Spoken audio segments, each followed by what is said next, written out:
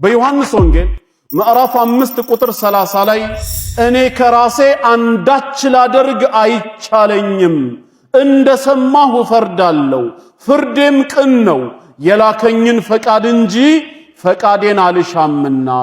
እኔ ስለ ራሴ ብመሰክር ምስክሬ እውነት አይደለም፣ ስለኔ የሚመሰክር ግን ሌላ ነው ይላል ዮሐንስ ወንጌል ምዕራፍ 5 ከ30 እስከ 31።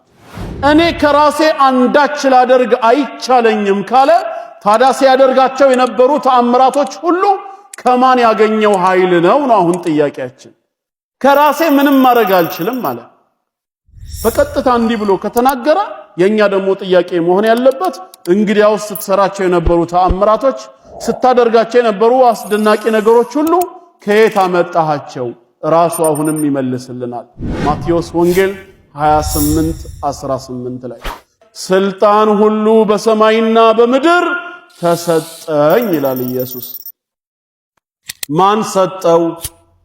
ተሰጠኝ ካለ ማን ነው? ሉቃስ 10:22 ላይ በሉቃስ ወንጌል ምዕራፍ 10 ቁጥር 22 ሁሉ ከአባቴ ዘንድ ተሰጥቶኛል ይላል። እግዚአብሔርን አባቴ ብሎ በመጽሐፍ ቅዱስ ይጠራዋል።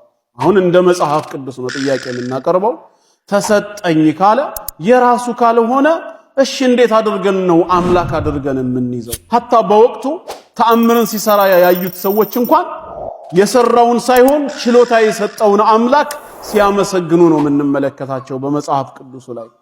እናም የራሱ የሆነ ኃይል የራሱ የሆነ ፈቃድ ከሌለው የላከውን ፈቃድ የሚጠይቅ ከሆነ እንዴት ሆኖ አምላክ ሊሆን ይችላል? በራሱ ኃይል የለውምና